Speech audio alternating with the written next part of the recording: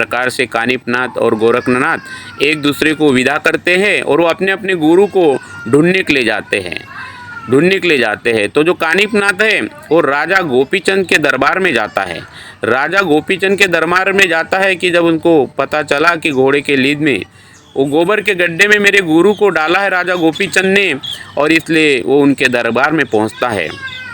मेरे गुरु को बोले लीप में डाला है, बोले राजा गोपीचंद तू बाहर निकल, मैं तुझे जलाकर भस्म कर दूंगा। बोले आइए मेरे प्यारे सेवक भाइयों, ये जो गुरु के प्रति जो शिष्य का अटूट भक्ति का ये जो नाता देखो, कानिपनाथ और जालंधर नाथ है ना, जालंधर नाथ और कानिपनाथ के बीच में ये जो चर्चा चल रही है ना, ये जालंधर के प्रति अपने गुरु के प्रति जो वाक्य कानिपनाथ के मुख से निकले, अटूट भक्ति निष्ठा और उनके क्रोध को दर्शा रहा है। जो गुरु का अपमान सहन नहीं कर सकता, उनको लगा कि मेरे गुरु को घोड़े के जो कुआं है, गोबर का जो कुआं है उसमें डाला, तो कितना पावर था है ना गुरु के प्रति क्या निष्ठा थी, क्या भक्ति थी। बाबा आगे वही कह रहे हैं कि गुरु के प्रति कितना पावर था बोले शिष्य में, है ना, अपने गुरु के प्रति।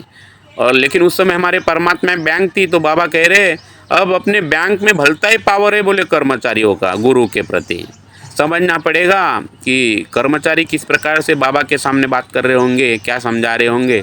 और इसलिए बाबा जुमदेव जी ये बता रहे, बाबा ने इसको डिटेल्स तो नहीं बताया अपने मार्गदर्शन, लेकिन इतना ही कहा है कि कितना पावर है बोले गुरु के प्रति उन शिष्यों में।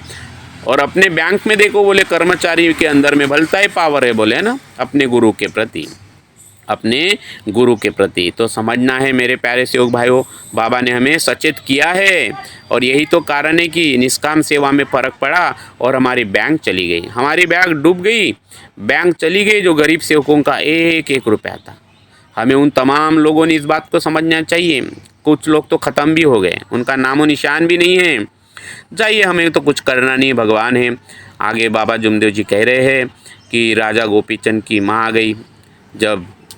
जब कानिपनाथ आदेश देते हैं कि कहाँ है बोले राजा गोपीचंद, मैं उसे जलाकर भस्म कर दूंगा बोले, तो अंदर से राजा गोपीचंद की माँ आती है दरबार के अंदर से, वो महल के अंदर से, और कहती है गुरु भाई ऐसा मत करो, गुरु भाई ऐसा मत करो, बोले मेरा एक ही बच्चा है बोले, जैसे आपने दीक्षा लिया वैसे मैंने भी जालंधर महाराज से दीक्षा लिया बोले, है ना, मैं भी आपका गुरु भाई हो बोले, आप मेरे गुरु भाई हो बोले, आप मेरे गुरु भाई हो, आप मेरे ऊपर दया करो, दया की भीख मांगती है।